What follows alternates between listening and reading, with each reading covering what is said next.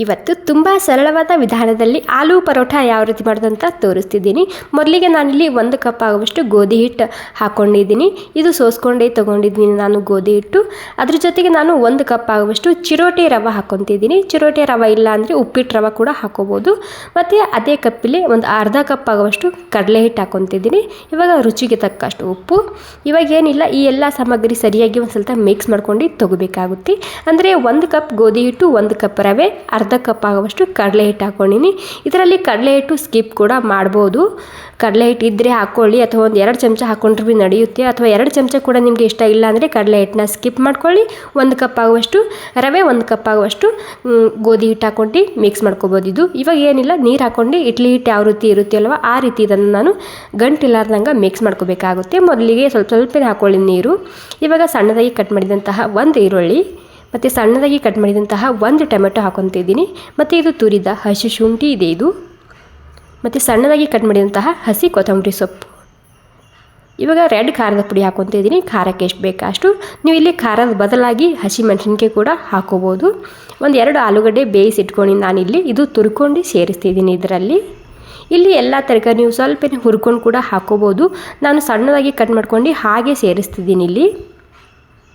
Okay, ಇವಾಗ ಏನಿಲ್ಲ, 2 ಆಲೂಗಡ್ಡೆ ತುರ್ಕೊಂಡು ಹಾಕ್ಕೊಂಡು ನಾನು ಬೇಯಿಸಿದಂತಹ ಆಲೂಗಡ್ಡೆ ಅದ ಇದು ಎಲ್ಲ ಸೇರಿಸಿ ಮಿಕ್ಸ್ ಮಾಡ್ಕೋಬೇಕು ಅಷ್ಟೇ. ಇಲ್ಲಿ ಗಂಟು ಇರಬಾರ್ದು, ನೋಡ್ಕೊಳ್ಳಿ, ಗಂಟು ಇಲ್ಲಾರ್ದಂಗೆ ಮಿಕ್ಸ್ ಮಾಡ್ಕೋಬೇಕು. ಮಿಕ್ಸ್ ಮಾಡ್ಕೊಂಡು ಆದಮೇಲೆ ಇದಕ್ಕೆ ಒಂದು 10 ನಿಮಿಷ ರೆಸ್ಟ್ ಮಾಡ್ಕೊ ಬಿಡಬೇಕಾಗುತ್ತೆ. ಯಾಕಂದರೆ ನಾವು ಇದರಲ್ಲಿ ರವೆ ಹಾಕಿರ್ತೀವಲ್ಲ, ಹೀಗಾಗಿ ರವೆ ನೆನಿಬೇಕಲ್ವ, ಹೀಗಾಗಿ.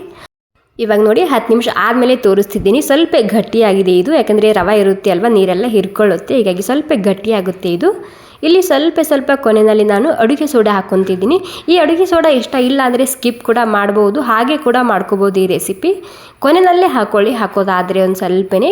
ಇವಾಗ ನೋಡಿ, ಇಡ್ಲಿ ಹಿಟ್ಟು ಯಾವ ರೀತಿ ಇರುತ್ತೆ ಅಲ್ವ, ಅದೇ ರೀತಿ ಮಿಕ್ಸ್ ಮಾಡ್ಕೊಂಡಿನಿ ನಾನಿಲ್ಲಿ. ಇವಾಗ ಇಲ್ಲಿ ಸಣ್ಣ ಒಗ್ಗರಣೆ ಪ್ಯಾನ್ ಇಟ್ಕೊಂಡಿನಿ. 1 ಚಮಚ ಎಣ್ಣೆ ಹಾಕ್ಕೊಂಡಿನಿ. ಎಣ್ಣೆ ಬಿಸಿ ಆಗಿದೆ. ಎಣ್ಣೆ ಬಿಸಿ ಆದಮೇಲೆ ಈ ದೊಡ್ಡ ಚಮಚಲಿಂದ 1 ಚಮಚ ಆಗುವಷ್ಟು ನಾನಿಲ್ಲಿ ಹಿಟ್ಟನ್ನ ಸೇರಿಸ್ತಿದ್ದೀನಿ. ಈ ರೀತಿ ಸಣ್ಣ ಪ್ಯಾನ್ ಇಲ್ಲ ಅಂದರೆ ದೊಡ್ಡ ಪ್ಯಾನ್ ಇತ್ತಂದ್ರೆ ಅದರಲ್ಲಿ ಕೂಡ ಮಾಡ್ಕೋಬೋದು. ಈ ರೀತಿ ಮಾಡೋದ್ರಿಂದ ಎಲ್ಲನೂ ಒಂದೇ ಸೈಜ್ ಬರುತ್ತೆ. ಹೀಗಾಗಿ ನಾನಿಲ್ಲಿ ಸಣ್ಣ ಪ್ಯಾನ್ ಯೂಸ್ ಮಾಡಿದ್ದೀನಿ ಅಷ್ಟೇ.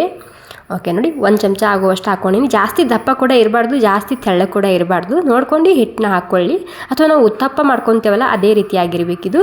ಇಲ್ಲಿ ಮೇಲೆ ಒಂದು ಸ್ವಲ್ಪನೇ ಎಣ್ಣೆ ಹಾಕ್ತಿದ್ದೀನಿ. ಒಂದು 2 ನಿಮಿಷ ಸ್ಲೋ ಗ್ಯಾಸ್ನಲ್ಲಿ ಬಿಟ್ಟಿದ್ದ. ಇವಾಗ ಡ್ರೈ ಆಗಿದೆ. ಒಂದು ಸ್ವಲ್ಪ ಎಣ್ಣೆ ಹಾಕಿದ್ದನ್ನು ಉಲ್ಟಾ ಹಾಕ್ತಿದ್ದೀನಿ. ವಾವ್, ನೋಡಿ ಎಷ್ಟು ಮಸ್ತಾಗಿ ಕಲರ್ ಬಂದಿದೆ ಅಲ್ವಾ. ಓಕೆ, ಇವಾಗ 2 ನಿಮಿಷ ಕೆಳಗಡೆ ಕೂಡ ನಾನು ಬಿಡ್ತಿದ್ದೀನಿ ಸ್ಲೋ ಗ್ಯಾಸ್ನಲ್ಲಿ, ಅಥವಾ ಪೂರ್ತಿಯಾಗಿ ಕೆಳಗಡೆ ಕೂಡ ಕೆಂಪಾಗಬೇಕು. ಸೈಡಿಗೆಲ್ಲ ಸ್ವಲ್ಪನೇ ಎಣ್ಣೆ ಬಿಡ್ತಿದ್ದೀನಿ, ಕ್ರಿಸ್ಪಿ ಆಗುತ್ತೆ ಈ ರೀತಿ ಎಣ್ಣೆ ಹಾಕೋದ್ರಿಂದ. ಓಕೆ ನೋಡಿ, ಒಂದು 2 ನಿಮಿಷ ಆಗೋ ತನಕ ನಾನು ಕೆಳಗಡೆ ಬಿಟ್ಟಿದ್ದ. ಎಷ್ಟು ಮಸ್ತಾಗಿ ಕಲರ್ ಬಂದಿದೆ ನೋಡಿ.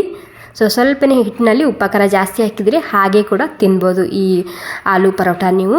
ಓಕೆ ನೋಡಿ, ನಮ್ಮ ಆಲೂ ಪರೋಟ ತಯಾರಾಗಿದೆ. ಇನ್ನೊಂದು ಕೂಡ ನಾನು ಅದೇ ರೀತಿಯಲ್ಲಿ ರೆಡಿ ಮಾಡ್ಕೊಂಡು ನಾನು, ಇದು ಕೂಡ ನೋಡಿ ಎಷ್ಟು ಮಸ್ತಾಗಿ ಬಂದಿದೆ. ನೋಡ್ತಿರ್ಬೋದು ಯಾವ ರೀತಿಯಾಗಿ ಕಲರ್ ಬಂದಿದೆ ಅಂಥೇಳಿ. ಓಕೆ ನೋಡಿ, ನಮ್ಮ ಆಲೂ ಪರೋಟ ತಯಾರಾಗಿದೆ. ಒಂದು 10-15 ನಿಮಿಷದಲ್ಲಿ ತಯಾರು ಮಾಡ್ಕೋಬೋದು. ಸಣ್ಣ ಪುಟ್ಟ ಹಸಿವಿಗೆ ಮಕ್ಕಳು ಏನಾದರೂ ಸ್ಕೂಲಿಂದ ಬಂದರೆ ಏನಾದರೂ ತಿನ್ನೋಕೆ ಬೇಡಿದರೆ ಆವಾಗ ಕೂಡ ಈ ರೆಸಿಪಿನ ನೀವು ಮಾಡ್ಕೋಬೋದು, ಅಥವಾ ಮುಂಜಾನೆ ಬ್ರೇಕ್ಫಾಸ್ಟಿಗೆ ಕೂಡ ಈ ರೆಸಿಪಿನ ನೀವು ಮಾಡ್ಕೋಬೋದು. Okay, thank you so much. ಈ ರೆಸಿಪಿ ಸ್ವಲ್ಪನಾದರೂ ಇಷ್ಟ ಆಗಿದರೆ ಒಂದು ಲೈಕ್ ಮಾಡೋದು ಮಾತ್ರ ಮರಿಬಾರ್ದು. ನಾರ್ಮಲಾಗಿ ಕಾಯಿ ಚಟ್ನಿ ಜೊತೆಗೆ